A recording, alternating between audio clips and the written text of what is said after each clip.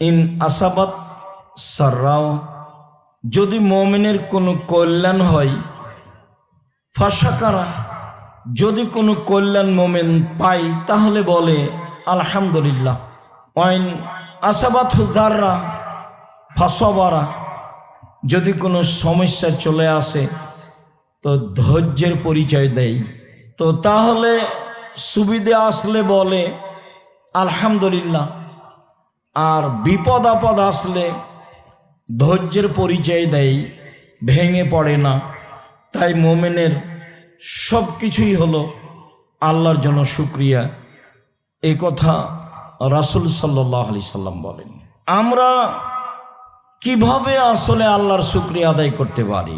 উনি যাতে খুব খুশি হন সেটা বললেই শুকরিয়া আদায় করতে পারি। জাবের রাদিয়াল্লাহু তাআলা আনহু বলেন, রাসূল সাল্লাল্লাহু আলাইহি ওয়াসাল্লাম বলেছেন, আফজালুদ দুআয়ে আলহামদুলিল্লাহ ওয়া আফজালুদ যিকরি লা ইলাহা ইল্লাল্লাহ। সবচেয়ে উত্তম দোয়া হলো আলহামদুলিল্লাহ, আর সবচেয়ে উত্তম জিকির হলো লা ইলাহা ইল্লাল্লাহ। তো আমাদের আলহামদুলিল্লাহ আলা কুল্লি হাল, সব সময় যদি আমরা আলহামদুলিল্লাহ বলতে পারি তাহলে আল্লাহর শুকরিয়া আদায় করা হলো। এমনিতেই আহাবুল কালাম ইলাল্লাহি আরবা, আল্লাহর নিকটে সবচেয়ে প্রিয় কালেমা হচ্ছে চারটি, সুবহানাল্লাহি আলহামদুলিল্লাহি ওয়া লা ইলাহা ইল্লাল্লাহু আল্লাহু আকবার। শুকরিয়া আদায়ের সবচেয়ে উত্তম মাধ্যম সুবহানাল্লাহি আলহামদুলিল্লাহি ওয়া লা ইলাহা ইল্লাল্লাহু আল্লাহু আকবার। রাসূল সাল্লাল্লাহু আলাইহি ওয়াসাল্লাম অবশ্য রাতের সালাতে শুকরিয়া আদায়ে বলতেন, আল্লাহু আকবার কবীরা, আল্লাহু আকবার কবীরা, আল্লাহু আকবার কবীরা। আল্লাহ মহান, আল্লাহ মহান, আল্লাহ মহান। আলহামদুলিল্লাহি কাসীরা, আলহামদুলিল্লাহি কাসীরা, আলহামদুলিল্লাহি কাসীরা। আল্লাহর প্রশংসা অনেক, আল্লাহর প্রশংসা প্রচুর, আল্লাহর প্রশংসা প্রচুর প্রচুর। এরপরে রাসূল সাল্লাল্লাহু আলাইহি ওয়াসাল্লাম বলতেন, সুবহানাল্লাহি বুকরাতাম ওয়াসিলা, ওয়া সুবহানাল্লাহি বুকরাতাম ওয়াসিলা, ওয়া সুবহানাল্লাহি বুকরাতাম ওয়াসিলা। আল্লাহর পবিত্রতা বর্ণনা করি আমরা সকালে সন্ধ্যায়, আল্লাহর পবিত্রতা বর্ণনা করি আমরা সকালে ও সন্ধ্যায়। আল্লাহকে সব কিছু থেকে পবিত্র ঘোষণা করি আমরা সকালে ও সন্ধ্যায়। এভাবে রাসূল সাল্লাল্লাহু আলাইহি সাল্লাম আল্লাহর শুকরিয়া আদায় করতেন, যা একাধিক হাদিসে বোঝা যায়। তবে তিনি সালাত আরম্ভ করলে আল্লাহর শুকরিয়া খুব ভালোভাবে আদায় করতেন। তারপরে তিনি সালাত আরম্ভ করতেন, যা বোঝা যায় রাতে উঠলে, যা বোঝা যায় তাকবীরে তাহরিমার পরে যা বলেন। যেমন বলেন, আলী রাদিয়াল্লাহু তাআলা আনহু বলেন, যখন রাসূল সাল্লাল্লাহু আলাইহি ওয়াসাল্লাম সালাত আরম্ভ করতেন তখন তিনি বলতেন, ওয়াজ্জাহতু ওয়াজহিয়া লিল্লাযী ফাতারাস সামাওয়াতি ওয়াল আরদা হানিফা ওয়া মা আনা মিনাল মুশরিকিন। আমি আমার মুখমণ্ডলকে সমর্পণ করলাম সে আল্লাহর জন্য, যে আল্লাহ আসমান জমিনকে সৃষ্টি করেছেন তার দিকে অভিমুখী হয়ে। ওয়া মা আনা মিনাল মুশরিকিন, আমি মুশরিক নই। ইন্না সলাতি ও নুসুকি ও মাহি ও মামাতি লিল্লাহি রাব্বিল আলামিন, নিশ্চয় আমার সলাত, আমার কুরবানি, আমার ইবাদত সব কিছু রব্বুল আলামিনের জন্য। লা শারীকা লাহু, তার কোনো শরীক নেই। অবেদালিকা উমিরতো, এটা আমাকে আদেশ করা হয়েছে, এটা আমাকে বলতে হবে। ওয়ানা মিনাল মুসলিম, ওয়ানা মিনাল মুসলিমিন, আমি একজন মুসলিম। আল্লাহুম্মা আনতাল মালিকু লা ইলাহা ইল্লা আনতা, হে আল্লাহ তুমি মালিক, তুমি ছাড়া কোনো মাবুদ নেই। আনতা রব্বি, তুমি আমার প্রতিপালক। ওয়ানা আব্দুকা, আমি তোমার দাস। যালামতু নাফসি, আমি অন্যায় করেছি। ওয়া তারাফতু বিযামবি, আমি আমার পাপের স্বীকৃতি দিচ্ছি। ফাগফিরলি যুনুবি জামিয়া, তুমি আমার সব পাপ ক্ষমা করে দাও। ইন্নাহু লা ইয়াগফিরু যুনুবা ইল্লা আনতা, তুমি ছাড়া তো কেউ পাপ ক্ষমা করতে পারে না। ওয়াহদিনি লে আহসানিল আখলাক, ভালো চরিত্রের পথ দেখাও। লা ইয়াহদি লে আহসানাহা ইল্লা আনতা, ভালো চরিত্রের পথ তুমি ছাড়া কেউ দেখাতে পারে না। লাব্বাইকা ওয়া সাদাইকা, আমি তোমার দরবারে উপস্থিত, কল্যাণের জন্য উপস্থিত। আল খায়রু কুল্লুহু ফি ইয়াদাইকা, সব কল্যাণ তোমার হাতেই রয়েছে। অশাররু লাইসা ইলাইকা, অকল্যাণ তোমার পক্ষ থেকে হয় না। আনা বিকা ওয়া ইলাইকা, সব কিছু করে থাকি তোমার সাহায্যে, শত্রুর মোকাবেলা করি তোমার সাহায্যে, আমি তোমার দিকেই অভিমুখী। তাবারাকতা ওয়া তাআলাইতা, তুমি সর্বোচ্চ সর্বোচ্চ মর্যাদার অধিকারী। আস্তাগফিরুকা ওয়া আতুবু ইলাইকা, তোমার কাছে ক্ষমা চাচ্ছি, তোমার নিকটে ফিরে যেতে চাচ্ছি। এভাবে রাসূল সাল্লাল্লাহু আলাইহি সাল্লাম আল্লাহ তাআলার শুকরিয়া আদায় করতেন। সম্মানিত দিনী ভাই বোন, আল্লাহ তাআলার শুকরিয়া আদায় করি আলহামদুলিল্লাহ। সুবহানাল্লাহি ওয়া বিহামদিহি সুবহানাল্লাহিল আযীম, সুবহানাল্লাহি ওয়া আলহামদুলিল্লাহি ওয়া লা ইলাহা ইল্লাল্লাহু আল্লাহু আকবার। আল্লাহু আকবার কবীরা, আল্লাহু আকবার কবীরা, আল্লাহু আকবার কবীরা, ওয়া সুবহানাল্লাহি বুকরাতান ওয়া আসীলা, আলহামদুলিল্লাহি কাসীরা, আলহামদুলিল্লাহি কাসীরা, আলহামদুলিল্লাহি কাসীরা, ওয়া সুবহানাল্লাহি বুকরাতান ওয়া আসীলা, ওয়া সুবহানাল্লাহি বুকরাতান ওয়া আসীলা, ওয়া সুবহানাল্লাহি বুকরাতান ওয়া আসীলা। আরও বলি যে আকাশ সেভাবে আল্লাহ তাআলা আমাদের অনুকূলে করবেন, কয়দিন আগে আসলে এটা আমরা ভাবতে পারিনি। আলহামদুলিল্লাহ, ওহু আলা কুল্লি শাইইন কাদির, তিনি সব কিছু করতে পারেন।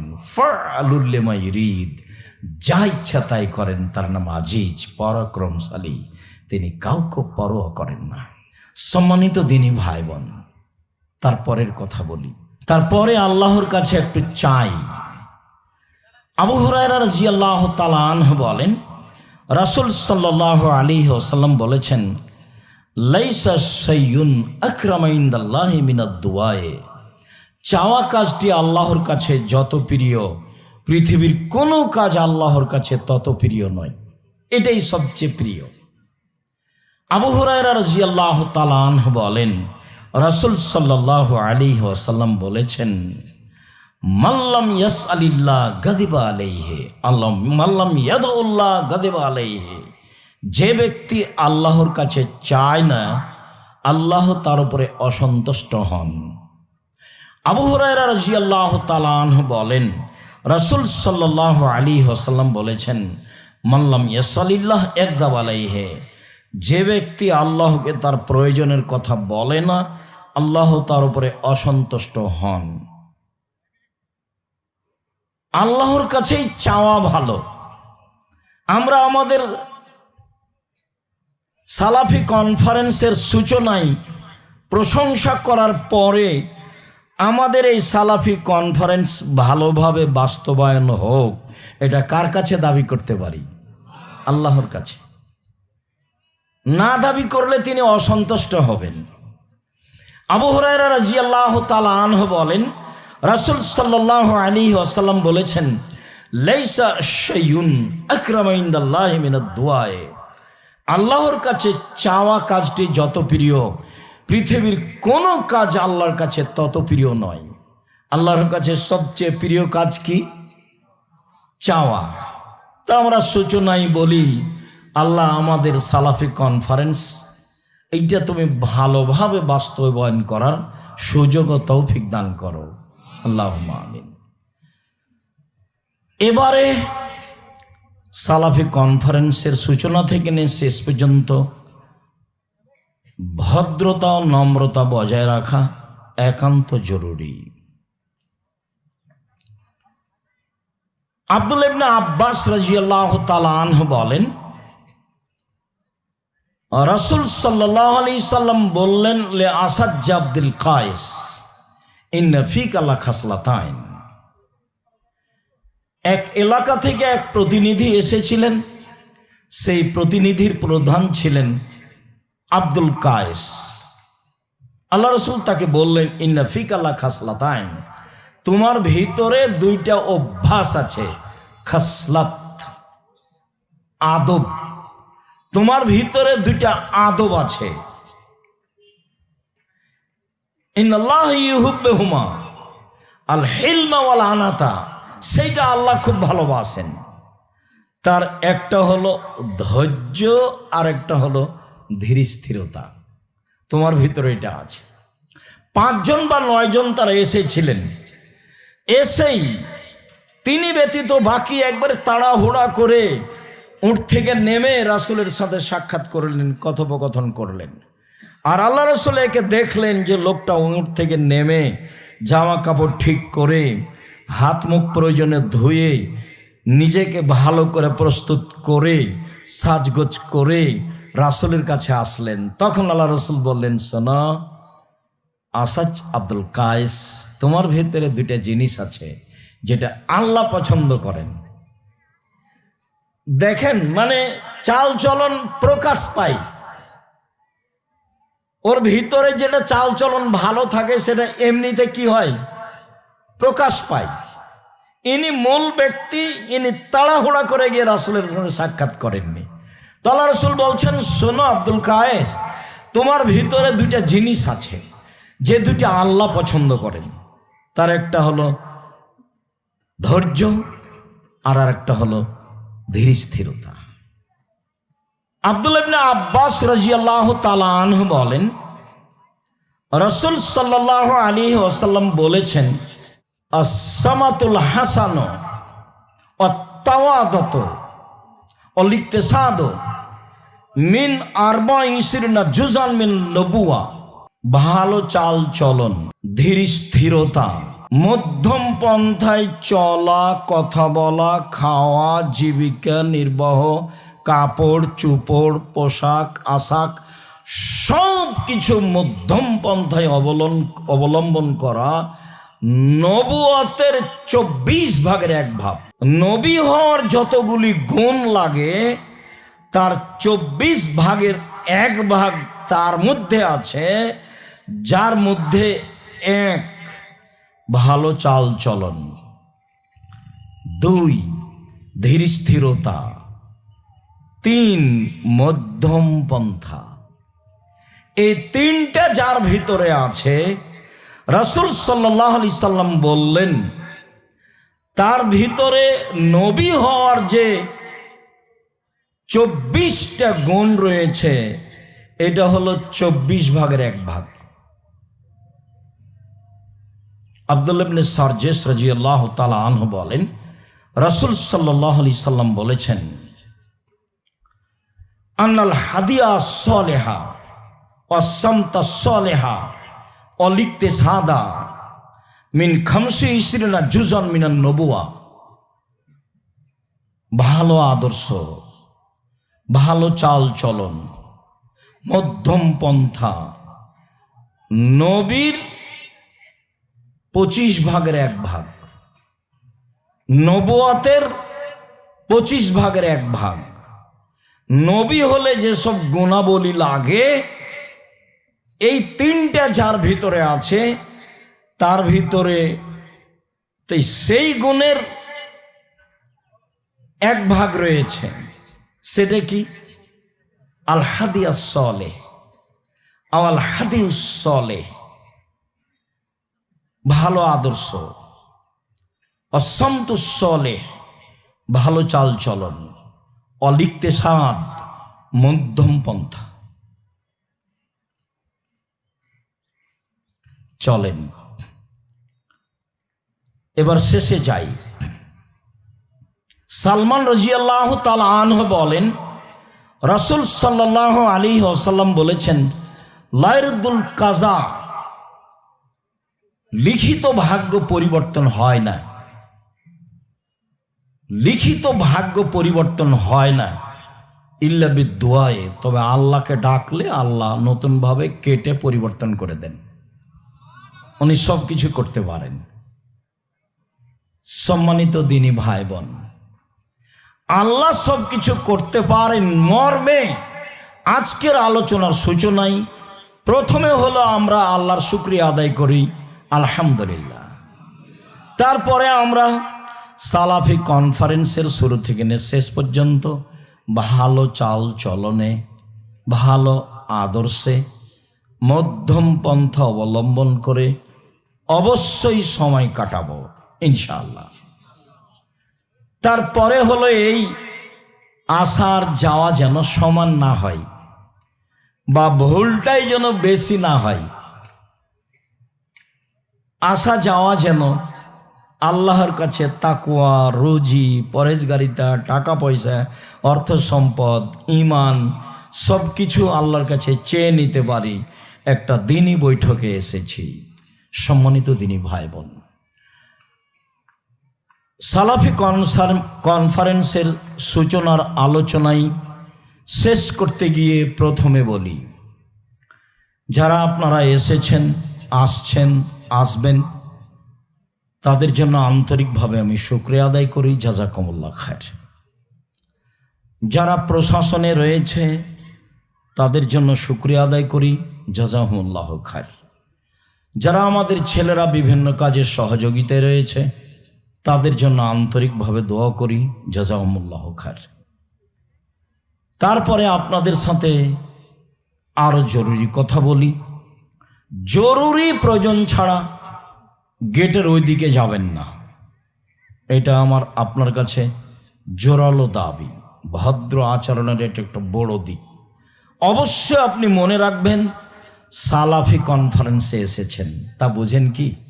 নবী, সাহাবী, তাবেঈদের নিয়ম নীতিতে যে কনফারেন্স হয়, তা আপনি আসলেন, বাজারে ঘুরলেন, কি কি কিনলেন, তো এটা কি সালাফি কনফারেন্স হলো? তাহলে তো এমনি সম্মেলন, কেসা কাহিনী, কে কার বিরুদ্ধে বলল, একজন আর একজনকে যা ইচ্ছা করলো সেটা বলে দিল, সেটা কি হলো? আবার এবছরের বিষয়বস্তু ভালোভাবেই জানি। আমাদের আলোচকগণ গুরুত্বপূর্ণ আমাদের সামনে এ বিষয়ের আলোচনা পেশ করবেন। অবশ্যই জোরালোভাবে আন্তরিক অনুরোধ যে আপনি জরুরি প্রয়োজন ছাড়া গেটের ওই দিকে যাবেন না। আমাদের যা অবগতিতে আছে তাতে ভিতরে খাওয়ার ব্যবস্থা আছে, যেটা মানুষ না হলে চলে না। আমাদের অবগতিতে তৃতীয়, দ্বিতীয় পেশাব পায়খানার ব্যবস্থা আছে। তাতে মসজিদে সব তলাতে 12 থেকে 14টা টয়লেট আছে, 4 তলার সব স্তরেই আছে। পিছনের আবাসিক বিল্ডিংয়ে সব স্তরই 12টা 14টা করে 4 তলা পর্যন্ত সব স্তরে টয়লেট রয়েছে। একাডেমিক ভবনে 3 স্তরে টয়লেট রয়েছে। সামনে টিন সেট রুমের পাশে 4-5টা টয়লেট রয়েছে। মানুষের প্রথমে লাগে খাওয়া, সেটা আল্লাহ আপনাদের ব্যবস্থা করে রেখেছেন, সময় আল্লাহ আপনাদের দিয়ে দিবেন ইনশাআল্লাহ। দ্বিতীয় হলো মানুষের পেশাব পায়খানার প্রয়োজন, তারও ব্যবস্থা আছে আলহামদুলিল্লাহ। তৃতীয় হলো ক্লান্তি আসলে কিছুক্ষণ অপেক্ষা করতে হবে। বিশাল মসজিদ আছে, মাঠ আছে, সব কিছুই আছে, ছেলেদের ঘর আছে। কাজেই কি বলি, আলহামদুলিল্লাহ। সম্মানিত দিনী ভাই বোন, আল্লাহ তাআলার শুকরিয়া আদায় করি, আলহামদুলিল্লাহ। মানুষকে আল্লাহ নেয়ামত দেন, সেটা মানুষ বুঝতে পারে। আল্লাহ আমাদেরকে নিয়ামত দিয়েছেন তা অনেক, তাই সময়ে সময়ে সিজদা শুকরিয়া আদায় করে বলি, আমাদের ভুল ত্রুটির কারণে নিয়ামতের পরিবর্তন হয় না যেন। আল্লাহুম্মা ইন্নী আউযুবিকা মিন যাওয়ালি নি'মাতিকা, হে আল্লাহ তোমার কাছে আশ্রয় চাচ্ছি তোমার নেয়ামত সরে যাওয়া হতে। তোমার নেয়ামত সরে যাওয়া চাইনি, তাৎক্ষণিক কোনো বিপদ চলে আসুক এটা চাইনি। আল্লাহুম্মা ইন্নী আউযুবিকা মিন জাহাদিল বালায়ে ওয়া দারাকিস সাকায়ে ওয়া সুইল কাযায়ে ওয়া সামাতাতিল আদা। মন্দ কোনো সিদ্ধান্ত তোমার পক্ষ থেকে হবে এটা চাইনি। এমন কিছু ঘটবে যাতে শত্রু হাসবে এটা তোমার দরবারে চাইনি। আন্তরিকভাবে তোমার শুকরিয়া আদায় করি, আলহামদুলিল্লাহ। সম্মানিত দিনী ভাই বোন, আল্লাহর অনেক নেয়ামত, সময়ের গতিতে সে নেয়ামত ভোগ করবেন, আর নেয়ামতের উত্তরে বলবেন তাসবিহ তাহলিল জিকির আজকার, আর আলোচকদের বক্তব্য খুব মনোযোগ সহকারে শুনবেন। আমার আন্তরিকভাবে জোরালো দাবি থাকছে, খুব ভালোভাবে মনে রাখবেন, জামিয়া সালাফে কোনো কোম্পানি দিয়ে চলে না, সাধারণ মানুষের সহযোগিতা দিয়ে চলে।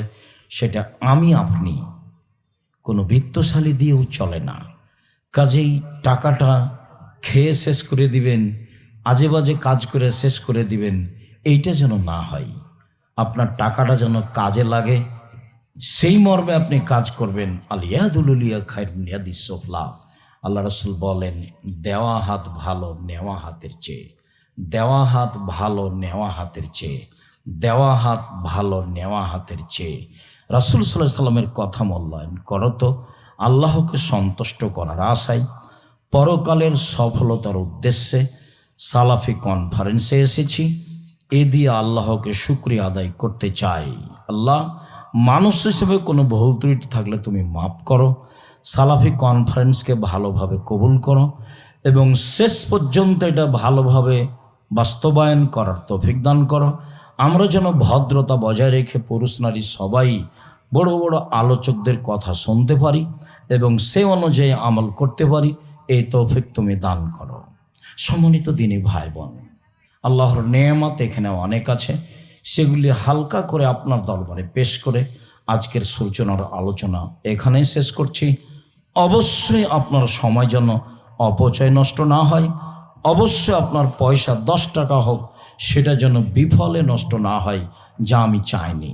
আমি আপনাদের আন্তরিকভাবে শুকরিয়া আদায় করে আল্লাহ তাআলাকে বলি, আল্লাহ তুমি সর্বশক্তিমান, তুমি সব কিছু করতে পারো, তুমি আমাদের দেখছো, তুমি আমাদের অন্তর্যামী, তুমি আমাদের কবুল করো।